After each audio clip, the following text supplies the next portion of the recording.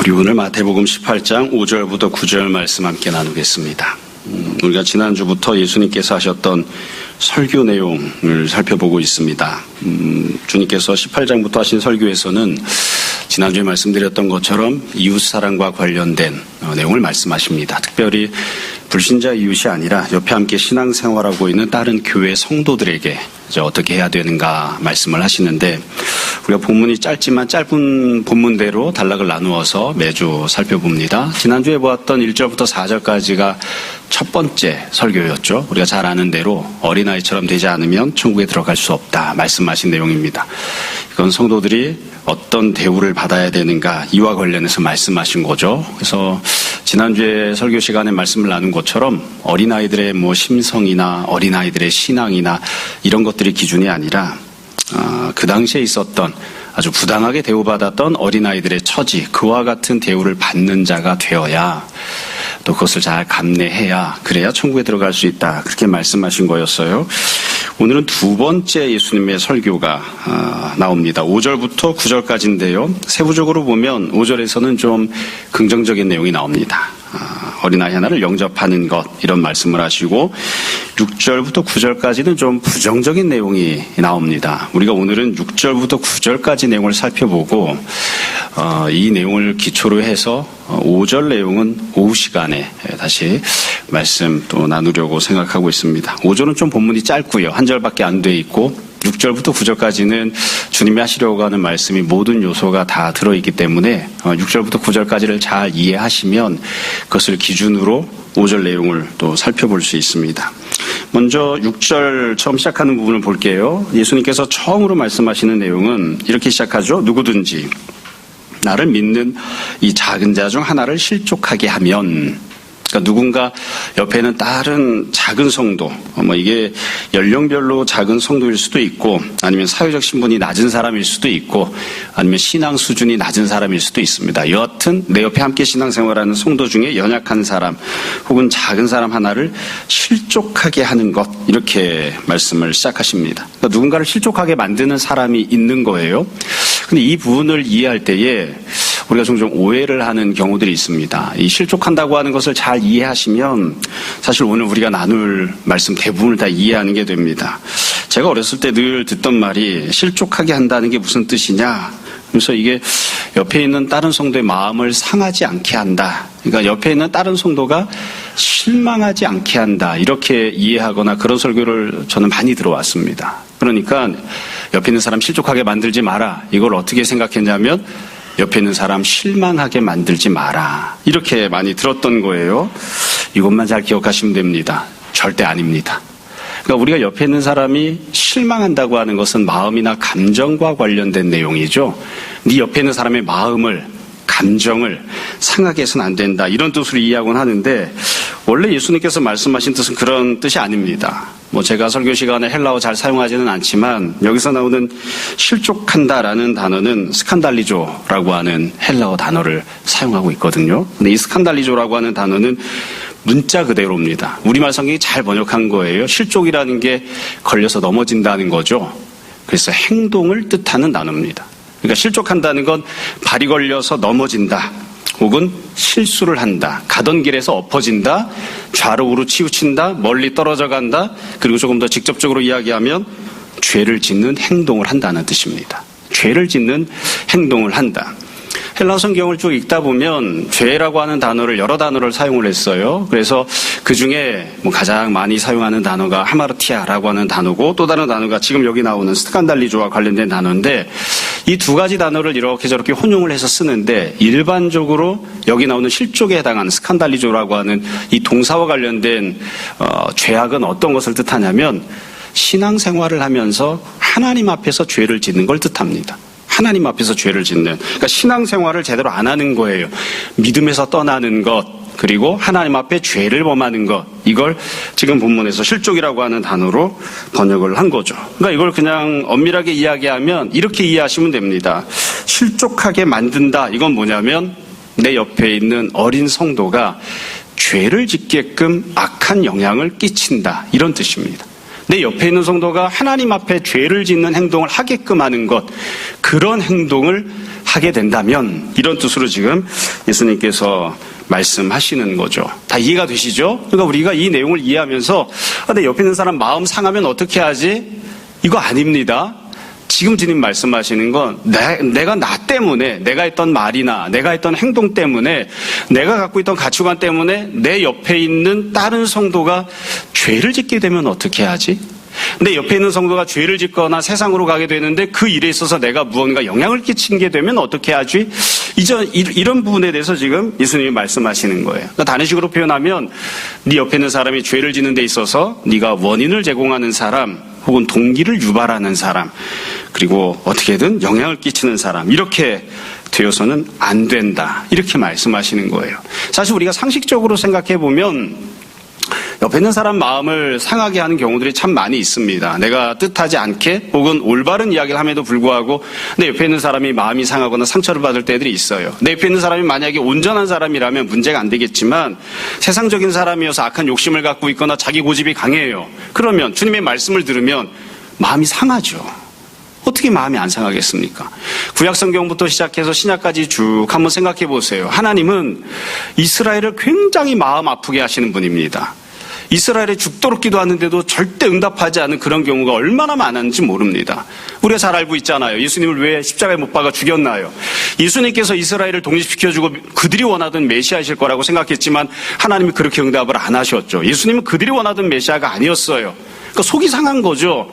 그래서 하나님은 자기 아들의 목숨까지도 내어주실 만큼 이스라엘을 사랑하셨지만 이스라엘은 그 아들을 죽여버릴 만큼 하나님을 향해 미움과 증오, 상처가 가득했다고요. 그러니까 지금 여기에서 예수님께서 어린아이의 마음을 상하게 하지 마라 이런 뜻으로 말씀하신 게 아니라 네 옆에 있는 어린아이 같은 성도, 네 옆에 있는 연약한 성도가 죄를 짓게끔 세상으로 나아가게끔 그렇게 만들지 마라. 그런 일에 있어서 악한 영향력을 행사하지 마라. 그렇게 말씀을 하시는 겁니다. 안 어렵죠? 여기까지 이해하시면 다 이해하신 겁니다. 그러니까 지금 예수님께서 두 번째 설교하시면서 내 옆에 있는 다른 성도에게 어떻게 대해야 되는가 간단하게 말씀하신 거예요. 네 옆에 있는 성도가 죄를 짓는 일에 참여하지 못하게. 그리고 네 옆에 있는 성도가 죄를 짓는데 나중에 돌이켜봤더니 너 때문에, 네가 했던 말 때문에, 네가 보여줬던 모습 때문에, 네가 갖고 있던 가치관 때문에 네 옆에 있던 성도가 죄를 짓게 되었고 세상으로 나가게 됐다. 그런 소리 듣지 않게 그렇게 행동하지 마라. 그렇게 지금 말씀하시는 거예요. 그 뒤에 보면 6절 뒷부분에 보면 얼핏 보면 이해하기 어려운 주님께서 심판을 선포하시는 내용이 나옵니다. 그 뒤에 이렇게 되어 있죠. 차라리 연자맷돌이 금옥에 달려서 깊은 바다에 빠뜨려지는 것이 나으니라. 여기 보면 연자맷돌과 깊은 바다라고 하는 표현이 나와요. 사람마다 좀 다르긴 하겠습니다만 저는 물을 별로 안 좋아하는 편인지라 냇가도 안 가고 바다도 안 가고 어떻게든 물을 가까이 안 하려고 하는 편이거든요. 빠져 죽을까 봐. 그렇죠? 그게 좀 나쁜 습성이 되어서 목욕도 안 하려고 하고 씻는 것도 등한히 하고 여튼 물은 막 싫다고요. 여러분 여기서 말하고 있는 연자맷돌은 우리가 알고 있는 그런 조그마한 맷돌이 아니에요. 조그마한 맷돌이 있죠. 위아래 이렇게 돌을 이렇게 동그랗게 해가지고 우리가 흔히 이야기하는 어이없다 할 때 어이가 그 맷돌에서 이게 손잡이를 뜻하는 거 아닙니까? 그러니까 이게 그런 조그마한 맷돌을 뜻하는 게 아니라 아주 큰 맷돌이어서 짐승이 끌고 이렇게 도는 거예요. 짐승이 묶어놓으면 짐승이 돌려야 될 만큼 그렇게 큰 맷돌, 그 맷돌을 목에 메고 바다에 던져지는 것이 낫다. 이렇게 주님이 말씀하셨습니다. 만약에 연자맷돌을 메고 바다에 빠지면 어떻게 될까요? 헤엄쳐 올라올 수 있을까요? 빠져 죽겠죠. 간단해요. 예수님께서 차라리 바다에 빠져 죽는 게 낫다. 이렇게 말씀하신 거예요. 여러분 이 내용을 읽으면 우리가 몇 가지를 일단 생각을 하게 되는데 일단 제일 먼저 생각해야 되는 건 누가 연자맷돌을 메고 빠지게 된다는 뜻인가 이 부분입니다. 그러니까 문자적으로 놓고 보면 내가 누군가를 실족하게 했잖아요. 누군가를 실족하게 했을 때 나 때문에 옆에 있는 사람이 죄를 짓게 됐어요. 그러면 내가 그 사람한테 그렇게 죄를 짓게 만드는 일을 하느니 차라리 그러니까 실족하게 만드는 사람이 이 연자맷돌을 목에다 걸고 바다에 빠지는 게 낫다. 이렇게 이해할 수 있습니다. 이게 사실은 가장 기본적인 의미입니다. 혹은 거꾸로 내가 누군가를 실족하게 해서 이 사람이 죄를 짓게 만들었어요. 그럼 이렇게 죄를 짓게 된 어린아이 같은 사람이 그 죄를 짓느니 차라리 연자맷돌을 목에 메고 그 어린아이 같은 애가 바다에 빠져 죽는 게 낫다. 이렇게 이해할 수도 있습니다. 사실은 둘 중에 뭐라고 이해를 해도 의미가 똑같아요. 우리가 이 표현을 읽을 때마다 늘 고민하는 건 이거잖아요. 너무 과도하다. 너무 과격하다. 실족할 수도 있는 거지. 아니면 내가 옆에 있는 사람 좀 실족하게 만들 수도 있는 거지. 그게 뭐 그리 대단하다고 연자맷돌을 메고 바다에 빠질 만큼 그렇게까지 이렇게 과격하게 말씀하시나. 예수님 성깔머리하고는 이런 생각이 들 때가 있죠. 여러분, 이 부분은 이해하는 게 아주 간단합니다. 내가 누군가에게 실족하게 만들었어요. 내가 이 사람이 죄를 짓는 일에 일조를 했어요. 그러면 어떻게 되는가? 그게 분명한 죄악이기 때문에 하나님께 심판을 받게 됩니다. 내가 죄를 진 거예요. 내가 이 사람이 죄를 짓게 만들었으니까 내가 이 사람에게도 죄를 진 것이고 내가 하나님께도 죄를 진 거예요. 그러면 어떤 결과를 맞이하는가? 하나님께 심판을 받게 됩니다. 그럼 하나님이 어떤 심판을 행하시는가? 지옥 불구덩이 속에 들어가게 하실 거예요. 죄의 삭은 사망이기 때문에 사망이라고 하는 심판을 피할 방법이 없어요. 그러니까 지금 예수님 뭐라고 말씀하시냐면 너는 가볍게 생각했지. 네가 옆에 있는 사람이 죄를 짓게끔 만들었으면 그게 얼마나 큰 죄인지 잘 몰랐겠지. 그러나 그게 얼마나 큰 죄악인지를 깨달아야 된다. 하나님 앞에 심판을 면할 방법이 없다. 그래서 그 하나님께 받을 심판에 비교하면 차라리 연자맷돌을 메고 바다에 빠져서 죽는 게 그게 더 훨씬 더 나을 수 있다. 이렇게 말씀하시는 거예요. 여러분, 이 땅에서는 내가 연자맷돌을 목에 메고 죽지 않아도, 바다에 빠져 죽지 않아도 멀쩡하게 잘 살 수 있을지 모릅니다. 그러나 내가 내 옆에 있는 어린 소자 하나, 믿음 연약한 사람을 시험에 들게 하고 그 사람이 죄를 짓게끔 방치했다면, 그렇게 만들었다면 반드시 하나님께 심판을 받을 겁니다. 그 심판은 목숨을 잃어버린 것보다 훨씬 더 무겁고 끔찍한 그런 심판을 받게 될 거예요. 그러니까 예수님이 지금 이렇게 격하게 말씀을 하시는 거예요. 그러니까 이렇게 엄청나게 생각하라는 거죠.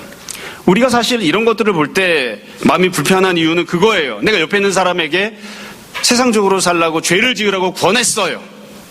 옆에 있는 사람이 세상적인 사람이 되게 만들었어요. 그런 일을 할 때 우리가 그 죄가 얼마나 크다고 생각을 할까? 정말 이게 엄청난 죄를 짓는다고 생각하나요? 만약 그게 엄청난 죄를 짓는 거라고 생각하면 그런 죄를 안 짓겠죠. 근데 우리는 다 어떤 생각을 하냐면 좋은 일은 아니지만 그럴 수도 있는 거지. 괜찮겠지. 한두 번 죄를 짓는다고 그게 인생에 큰 문제가 되겠어? 이렇게 하다가 다시 제자리로 찾아가기도 하는 거지. 이렇게 생각하는 거예요. 그래서 내가 옆에 있는 사람에게 행한 이 일이 얼마나 심각한 결과를 가져오는지를 사실은 충분히 인식하지 못한 채 그냥 막연하게 괜찮겠지. 한두 번쯤 이래도 문제 없겠지. 이렇게 생각하고 죄를 짓는 거예요. 근데 예수님이 명확하게 말씀하십니다. 절대로 괜찮지 않아. 네가 이 일이 얼마나 심각한 죄인지 알고 지었는지 모르고 지었는지 그건 문제가 아니에요. 죄는 알고 지어도 죄, 모르고 지어도 죄악이기 때문에 사도 바울이 선포하는 것처럼 율법을 갖고 있으면서 죄를 짓건 율법이 없이 죄를 짓건 죄는 죄예요. 하나님께서 거기에 대해서 심판을 하실 거예요. 그 심판이 네가 생각하는 것보다 훨씬 더 엄중하다. 그렇기 때문에 그 심판을 받느니 차라리 연자맷돌을 목에 메고 바다에 빠져 죽는 게 나아. 그 정도로 심각한 심판을 네가 받게 될 거야. 지금 예수님께서 그렇게 경고하고 계십니다. 자, 정리하면 이렇습니다. 6절 안 어렵죠? 이렇게 읽으시면 되는 겁니다. 내가 누군가를 실족하게 만드는 사람이 되었어요. 그래서 나 때문에 옆에 있는 사람이 하나님 앞에 죄를 지었어요. 그 결과 내가 하나님 앞에서 심판받게 되느니 차라리 지금 죽는 게 낫다. 이게 예수님께서 말씀하신 내용입니다. 참고로 높아심에 말씀드려요. 예수님께서 이렇게 연자맷돌을 메고 죽는 게 낫다고 하셨는데 진짜로 연자맷돌을 메고 바다에 뛰어들어야 되느냐? 그건 아닙니다. 그건 이제 뒷부분에 가서 다시 좀 더 말씀을 드릴게요. 두 번째 말씀이 7절에 나옵니다. 7절을 보면 똑같은 내용이에요. 똑같은 내용을 예수님께서 두 번 반복하신 거예요. 7절을 보면 이렇게 되어 있죠. 실족하게 하는 일들이 있음으로 말미암아 세상에 화가 있도다. 여기 보면 누군가를 실족하게 하는 것, 그러니까 내 옆에 있는 다른 성도를 죄를 짓게 하는 것을 조금 다른 측면에서 설명을 하고 있습니다. 이렇게 되어 있죠. 실족하게 하는 일들, 그러니까 내 옆에 있는 사람이 죄를 짓게 만드는 그런 일들이 있어요. 이것 때문에 어디에 화가 있다고요? 세상에 화가 있도다. 이게 논리적으로 생각하면 조금 이상하게 말씀하신 겁니다. 실족하게 하는 일들이 있었잖아요. 그럼 누가 화를 당해야 될까요? 실족하게 하는 일들이 화를 당해야 되겠죠. 근데 왜 예수님은 실족하게 하는 일들 그리고 나서는 세상에 화가 있다고 하셨을까요? 이유는 간단합니다. 실족하게 하는 일들은 세상적인 일들이기 때문에 그렇습니다. 그러니까 여기서 보면 예수님께서 어린아이가 실족하게 된다, 실족하게 만들었다 했잖아요. 어린아이가 죄를 짓게 만들었다고 하셨는데 도대체 이 아이를 어떤 부분에 있어서 죄를 짓게 만든 것일까? 어떤 부분에 있어서? 간단합니다. 세상적인 일을 하게끔 만든 겁니다. 하나님을 섬기고 하나님 말씀대로 순종하고 그렇게 살아야 되는데 내 옆에 있는 다른 성도가 하나님 기준으로 말씀 기준으로 순종하고 헌신하며 사는 게 아니라 세상적인 일을 하게끔 만드는 그런 죄를 범한 거예요. 그러니까 내 옆에 있는 아이를 실족하게 만든다는 건 내 옆에 있는 아이가 세상적인 일을 하게끔 만들었다는 뜻입니다. 어렵지 않아요. 여러분 세상적인 일이란 게 뭘까요?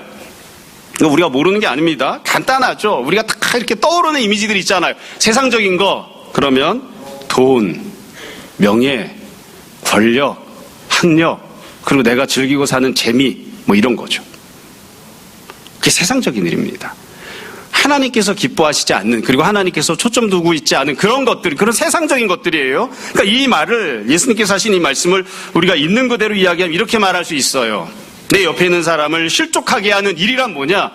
교회를 나왔어요. 그랬는데 A라고 하는 성도가 옆에 있는 B라고 하는 성도에게 돈 하고 있는 겁니다. 돈이 최고야. 돈이 얼마나 좋아? 건강이 최고야. 건강이 얼마나 좋아?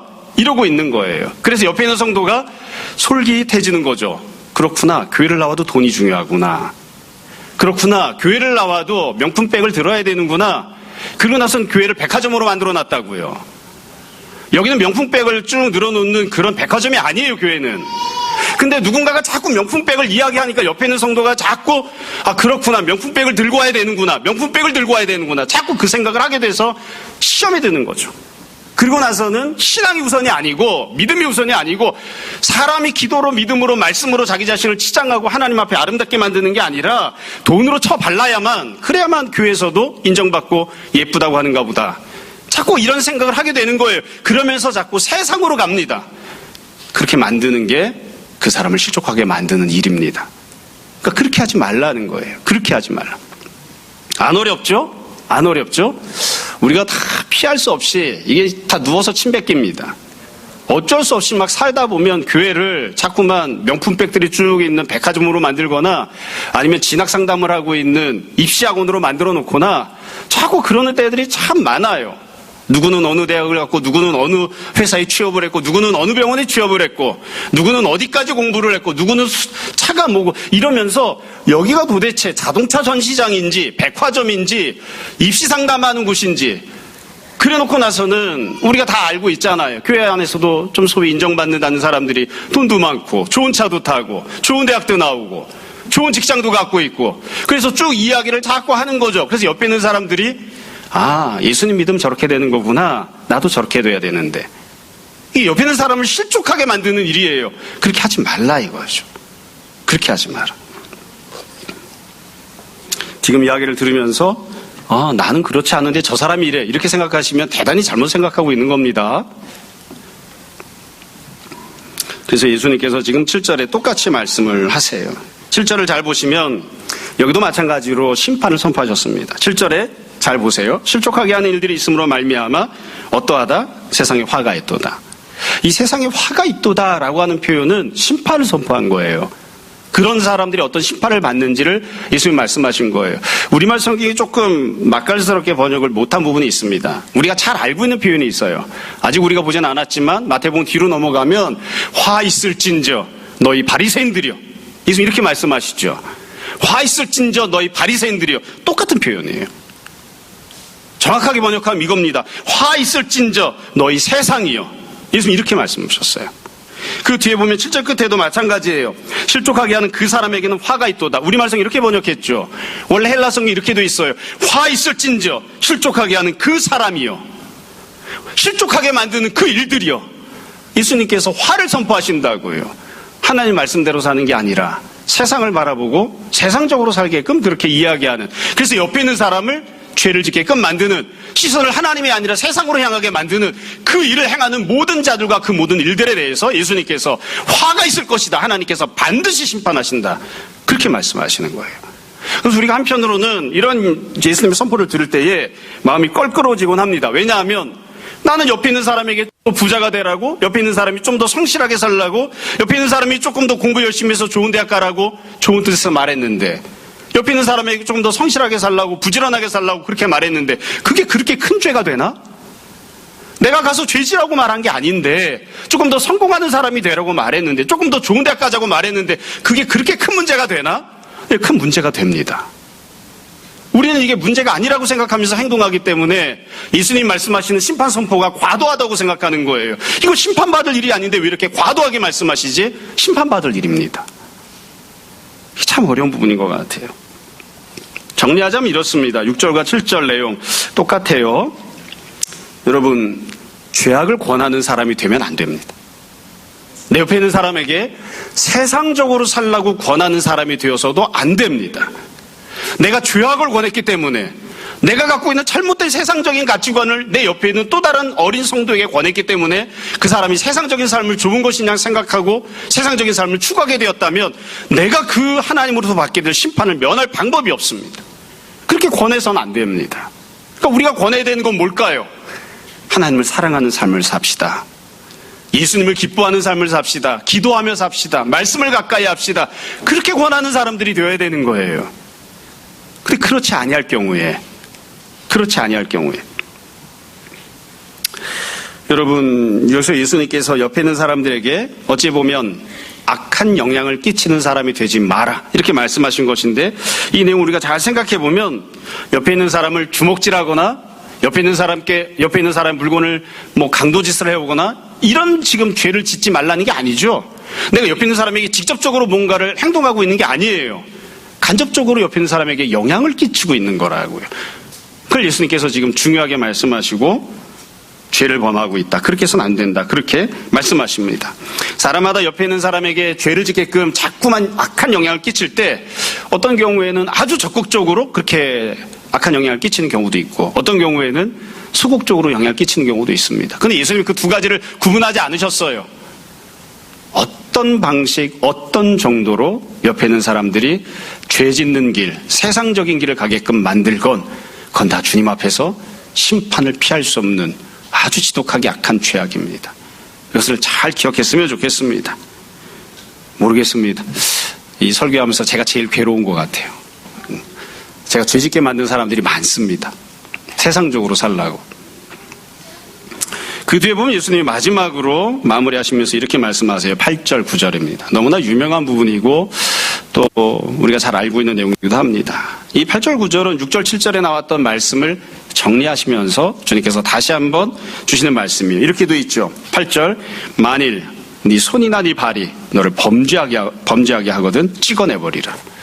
천천히 잘 읽어보자고요. 손이나 네 발이 너를 어떻게 하거든 범죄하게 하거든 찍어내버리라. 자, 여기서 말하는 범죄는 뭘까요? 어떤 게 범죄일까요? 누가 행하는 걸 예수님이 범죄라고 말하는 걸까요? 여러분, 오해하시면 안 됩니다. 잘 들어야 됩니다. 우리는 종종 실족을 당한 사람, 그 사람은 피해자라고 생각해요. 그렇지 않아요. 그 사람 실족했다는 말 자체가 죄를 졌다는 뜻입니다. 내가 옆에 있는 사람에게 악한 영향을 끼쳐서 이 사람이 죄를 졌어요. 그럼 누가 범죄한 거예요? 이 사람이 범죄한 거죠. 이 사람 범죄한 겁니다. 이 사람 심판을 면할 방법이 없어요. 내가 나쁜 영향을 끼쳐서 죄를 졌잖아요. 나도 범죄한 겁니다.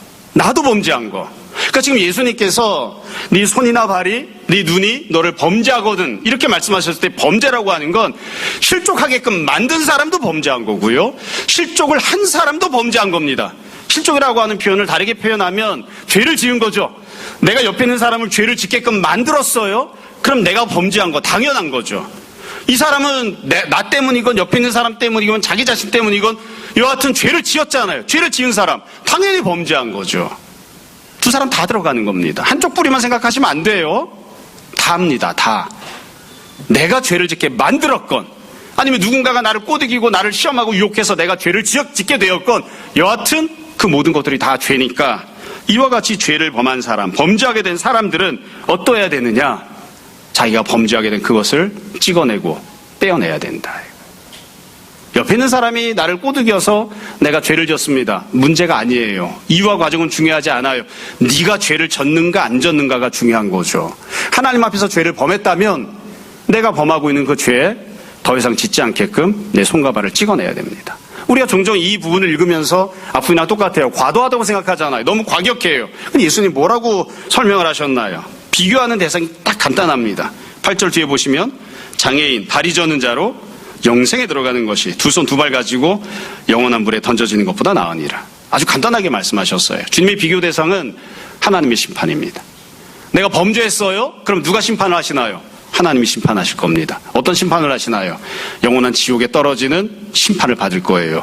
그렇게 하나님으로부터 영원한 심판을 받느니 차라리 손과 발을 찍어내는 게 훨씬 낫다. 이렇게 말씀하시는 거죠. 하나님께 영원한 심판을 받느니 그게 얼마나 무서운 줄 모르지. 그러니까 네가 그 심판을 가볍게 생각하고 지금 옆에 있는 사람을 죄짓게 만들거나 아니면 유혹받았다는 이유 때문에 네가 죄를 짓거나 네가 세상적인 삶을 살거나 그렇게 하는 거지. 이게 얼마나 심각한 심판을 받는지 모르고 있는 거지. 하나님으로부터 심판을 받게 될 것이다. 그 심판을 피할 방법이 없다. 차라리 하나님께 심판을 받느니 차라리 범죄하게 했던 손과 발을 찍어내는 게, 눈을 빼내는 게 그게 더 낫다. 지금 그렇게 예수님께서 말씀하시는 거예요. 그래서 우리가 이 예수님의 이 설명을 들으면서 앞분에 나왔던 내용을 똑같이 생각하는 거죠. 연자맷돌을 목에다 메고 바다에 빠지는 게 나아? 이게 말이 돼? 말이 됩니다. 비교 대상은 그냥 매 몇 대 맞거나 경제적으로 손해보는 게 비교 대상이 아니라 하나님께 심판받는 게 비교 대상이에요. 그게 기준이에요. 하나님께 심판을 받느니 차라리 이게 낫지. 차라리 이게 낫지. 참고로 한 가지 말씀드리고 뒤로 넘어갈게요. 아까 말씀드렸던 그 내용입니다. 이게 정말로 손과 발을 찍어내라는 걸까요? 손과 발을 찍어내라는 걸까요? 실제로 손과 발을 찍어낸 사람들도 있었습니다. 교회 역사를 보면. 저는 못할 것 같아요. 근데 실제로 손과 발을 찍어내고 잘라내고 눈을 뽑아내라는 건 아닌 것 같아요. 가끔 제가 말씀드리지만 사람이 눈으로 죄를 지을 때 한쪽 눈만 감고 한쪽 눈으로 죄를 짓나요? 눈으로 지을 수 있는 죄가 그렇게 많지도 않지만 눈으로 죄를 지을 때는 두 눈을 다 뜨고 죄를 지을 거 아닙니까? 눈으로 죄를 지면 눈을 뽑아내야 되는데 한쪽 눈은 남겨놔야지. 그리고 한쪽 눈 딱 가리고 애꾸로 죄를 짓나요? 그건 아니잖아요. 또 예수님께서 제자들이 죄를 지었을 때 베드로야 너는 3번이나 나를 부인했으니까 일로 와라. 혀를 잘라내자. 예수는 그렇게 안 하십니다. 너는 다 나를 부인하고 도망가 버렸잖아. 내가 너의 발을 씻어주었는데 그 발을 가지고 다 나를 부인하고 배반하고 도망갔잖아. 차라리 발 잘라내자. 예수는 그렇게 안 하십니다. 그러니까 실제로 예수님께서 누군가의 발을 자르거나 손을 찍어내거나 눈을 뽑아내는 그런 일을 하지 않으셨습니다.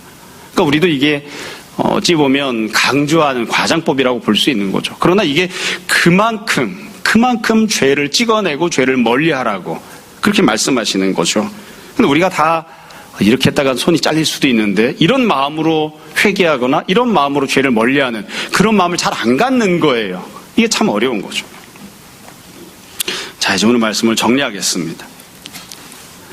사실 오늘 본문 내용은 매우 단순하고 간단합니다. 한 줄로 딱 이야기할 수 있어요.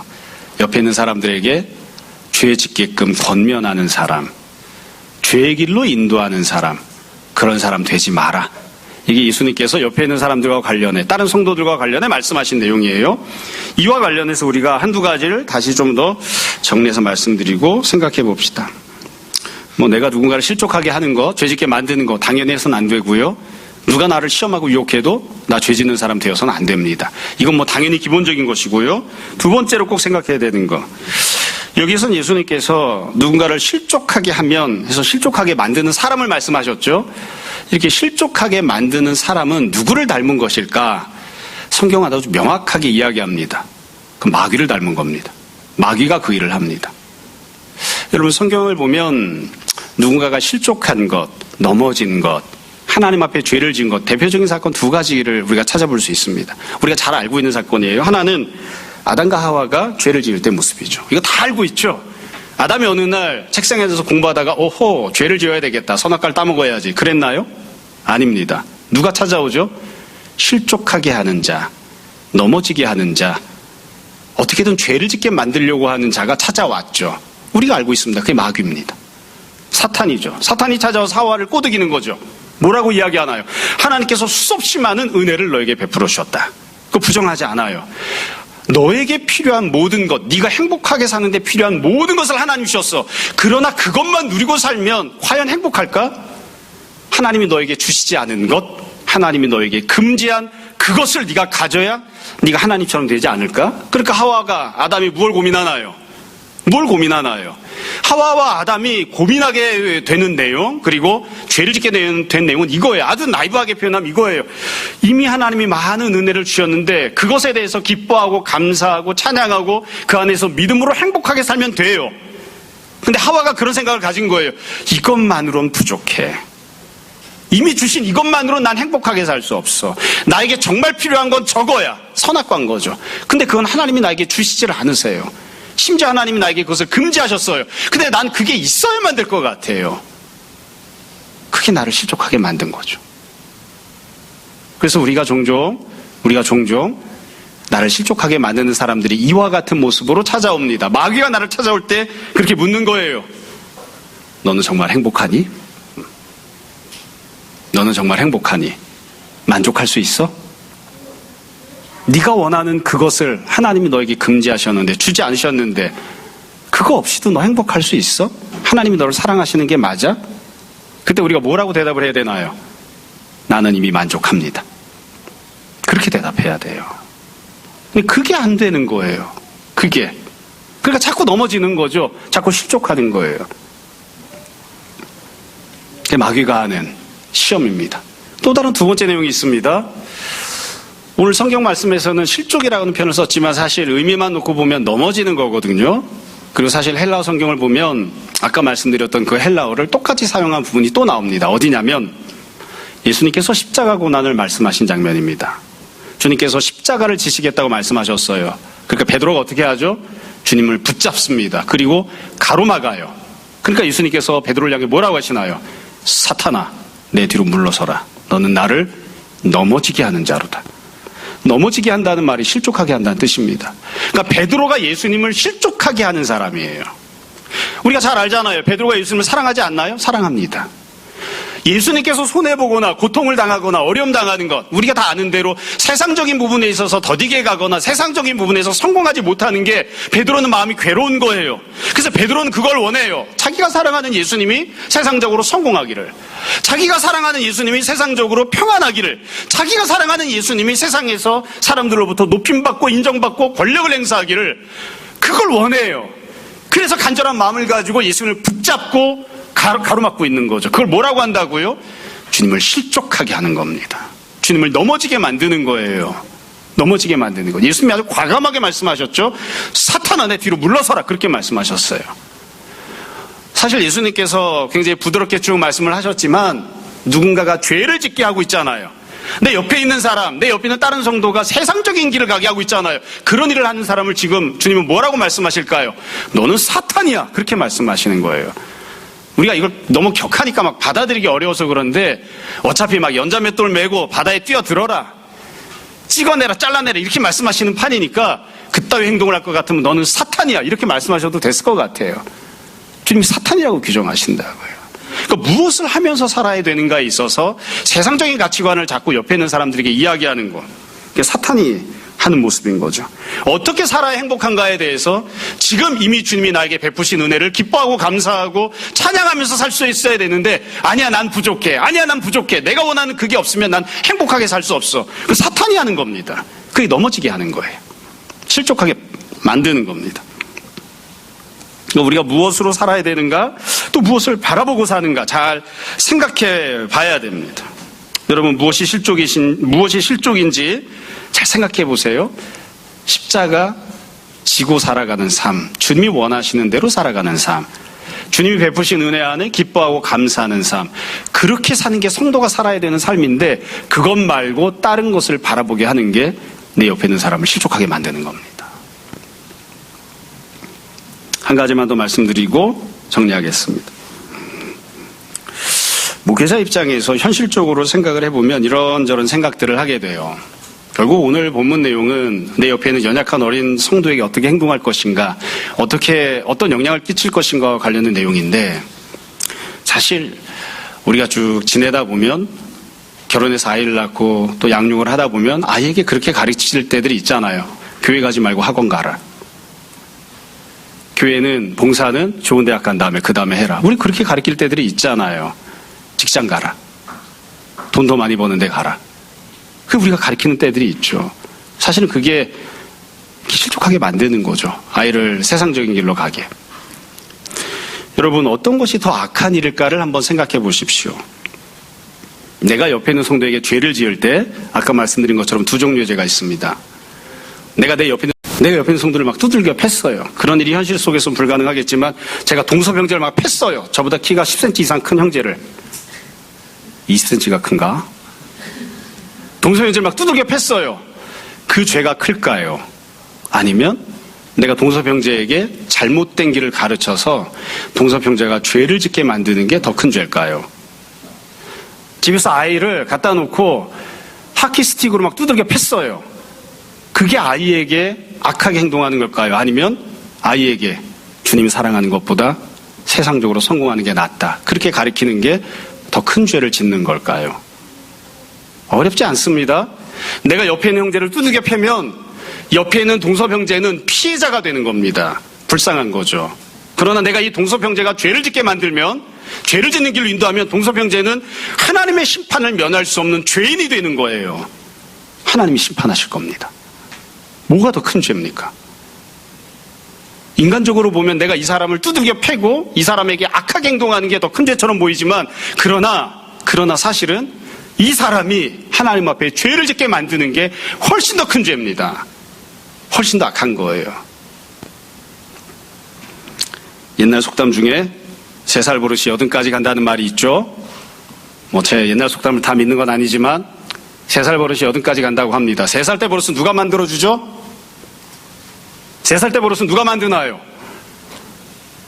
다 이렇게 모르시는 것처럼 그러십니까? 요즘 3살에 집에 있는 애가 누가 있습니까? 다 유치원에 가 있지. 3살 때 버릇은 유치원 선생님이 만들어주십니다. 그때 어떻게 습관을 만들어줄 것인가? 애들은 따라와요. 믿음이 연약한 사람은 분별력이 없어서 말하는 대로 듣고 따라와요. 혹은 내가 키우고 있는 자녀는, 혹은 회사에서 내가 데리고 있는 아랫사람은, 부하 직원은 상사가 이야기하면, 부모가 이야기하면 어쩔 수 없이 따라와요. 너 교회 가지 말고 학원 가. 그럼 학원 가요. 너 교회 가지 말고 출근해. 그럼 출근을 해요. 그럴 수밖에 없는, 어쩔 수 없는 입장에 있는 사람들이 있어요. 그 사람들의 삶은, 신앙생활은 누가 만들어준 건가요? 우리가 다 무거운 책임을 하나님 앞에서 심판받을 일들을 행하고 있는 것은 아닌지 늘 잘 생각해야 됩니다. 여러분, 내 옆에 있는 다른 성도들에게 우리가 다 입만 열면 기도합시다. 말씀 읽읍시다. 성령 충만을 받읍시다. 주님께서 베푸신 은혜를 기뻐합시다. 내가 원하는 게 있으면, 당신이 원하는 게 있으면 열심히 그것을 얻기 위해서 노력해야 하기는 하지만 지금 이미 주신 은혜를 늘 기뻐하고 감사하고 행복하게 삽시다. 혹시 내가 간절히 원하고 있는 그게 없으면 나 못 살 것 같아. 그게 하나님이 나에게 아직 주시지 않은 것인지 아니면 금지하고 계신 것인지 잘 생각하고 은혜를 구하고 주님의 뜻대로 살려고 합시다. 우리가 다 그렇게 권하는 사람들이 되었으면 좋겠습니다. 그래서 나 세상에서도 상처를 받았는데 교회 갔더니만 젠장 더 힘들어 죽겠어. 이게 아니라 교회 갔더니 말도 안 되는 소리를 해. 돈도 없이 행복하게 살 수 있대. 대학 떨어졌는데도 행복하게 살 수 있대. 직장이 좋지 않은데도 기쁘게 살 수 있대. 기도하면 문제가 해결된대. 무슨 그런 개떡 같은 말도 안 되는 소리를 해. 그런 이야기를 모든 성도들이 듣게끔 해야 합니다. 우리가 다 옆에 있는 사람들을 잘 권면해서 옆에 있는 사람들이 의를 행하는 사람, 믿음으로 사는 사람, 그리고 하나님 보시기에, 주님 보시기에 인정받고 칭찬받는 제자가 되게 하는 사람, 그런 모습이 우리의 모습이 되었으면 좋겠습니다. 모두 다 주님 앞에 아름답게 살아가는 주님 제자들 되시기를 주님 이름으로 축원합니다. 잠시 기도하겠습니다. 오늘 말씀을 정돈해 보십시오. 이 시간 우리 함께 잠시 회개와 결단의 기도합시다. 기도하겠습니다.